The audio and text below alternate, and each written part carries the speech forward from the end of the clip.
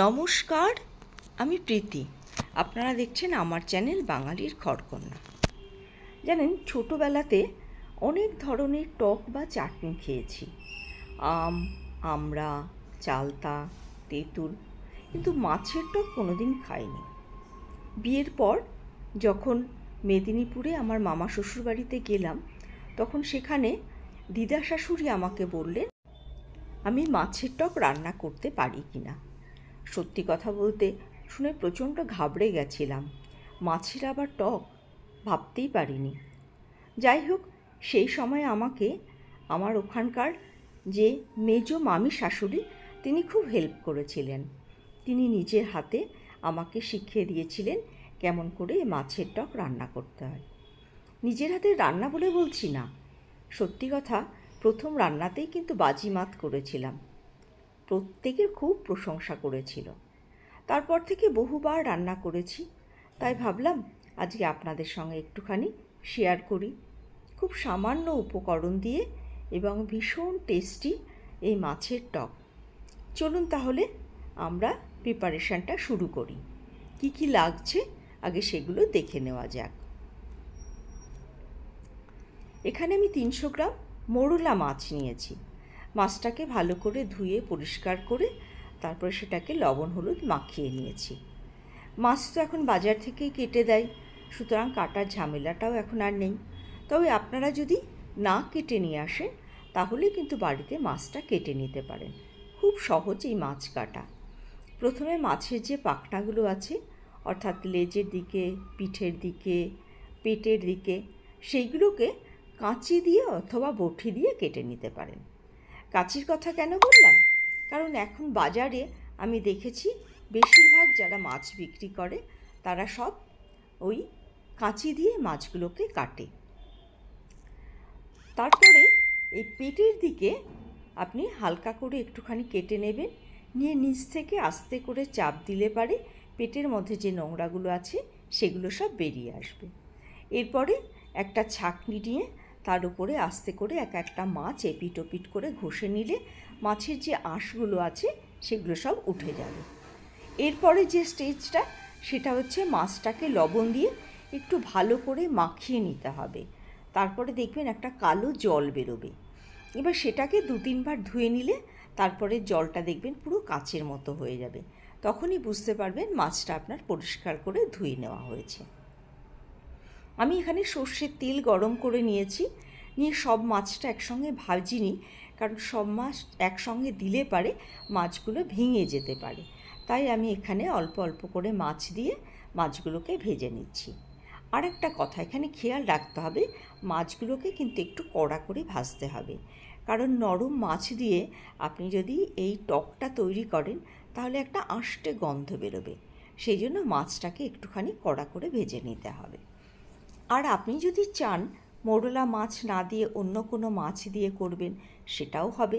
পাঁচমিশালি মাছ অথবা ছোট ছোট চিংড়ি, যেটাকে ছটকা চিংড়ি আমরা বলি, সেটা দিয়েও আপনি এই টকটা করতে পারবেন।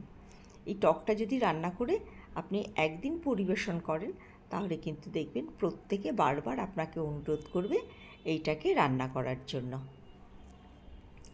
মাছগুলো আমার প্রায় ভাজা হয়ে এসেছে। আমি এপিট ওপিট উল্টে পাল্টে মাছগুলোকে ভেজে নিচ্ছি। এবার এই মাছগুলোকে তুলে নিয়ে আমি পরবর্তী যে মাছগুলো আছে সেগুলোকে আবার ভেজে নেব। যারা আমার ভিডিওটা দেখছেন তাদের সকলকে অসংখ্য ধন্যবাদ।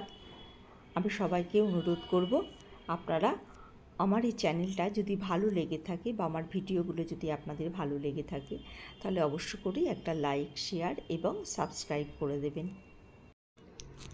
আমার মাছগুলো সব প্রায় ভাজা হয়ে গেছে। এবার আমি এগুলোকে তুলে নেব।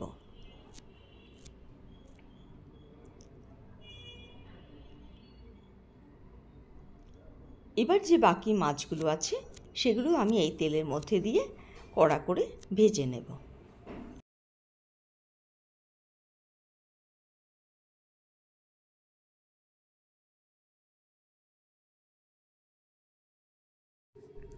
মাছগুলো আমার সব কড়া করে ভাজা হয়ে গেছে। এবার তেল ঝরিয়ে মাছগুলোকে আমি সব তুলে নিচ্ছি। দেখুন, সব মাছগুলোই আমি কড়া করে ভেজে নিয়েছি। এবার যেটা করতে হবে, এখানে আমি মল থেকে একটা তেঁতুলের পেস্ট কিনে নিয়েছি। সেখান থেকে আমি 2 টেবিল চামচ পেস্ট নিয়ে তাতে 1 কাপ জল দিয়ে সেটাকে একটা হালকা পেস্ট বানিয়ে নেব এবং সেটাই এই তেলের মধ্যে দিয়ে আমি পরের প্রিপারেশনটা শুরু করব। এখানে কোনো ফোড়ন দিতে হবে না, শুধু এই তেঁতুলের জলটা দিয়ে দিলেই হবে। এই চাটনিটা বা টকটা যেহেতু একটু ঝোল ঝোল হয়, তাই সেই জন্য আমি আরও হাফ কাপ জল এখানে মিশিয়ে দিলাম।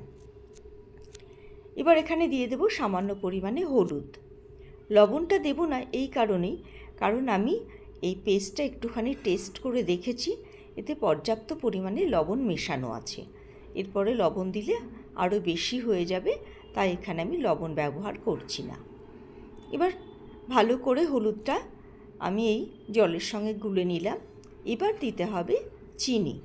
চিনিটা খেয়াল রাখবেন আপনারা কতটা মিষ্টি খাবেন সেটা, আর দ্বিতীয়ত আপনি কতটা পরিমাণে তেঁতুলের পেস্ট দিচ্ছেন সেই টকটার উপরে। এবার এটা ফুটে গেছে, এবার আমি ভেজে রাখা মাছগুলো এর মধ্যে দিয়ে দেব। মাছগুলো দিয়ে নাড়াচাড়া করে এটাকে আমি আবার মিনিট 2-এর জন্য রান্না হতে দেব।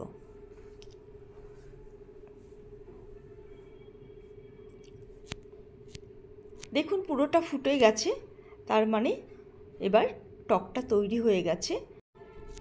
এর থেকে আর ঝোলটাকে আমি কমাবো না, ঠিক এইটুকুনি ঝোল এখানে থাকবে। এবার একটা কাঁচের বাটির মধ্যে আমি এটাকে ঢেলে নিচ্ছি। আবারও বলছি সকলকে অনেক ধন্যবাদ। সকলে ভালো থাকবেন, সুস্থ থাকবেন, আর অবশ্য করেই আমার পাশে থাকবেন, যাতে আমি আপনাদের উৎসাহে উৎসাহিত হই এবং আরও নতুন নতুন রেসিপি নিয়ে আপনাদের সামনে পরিবেশন করতে পারি।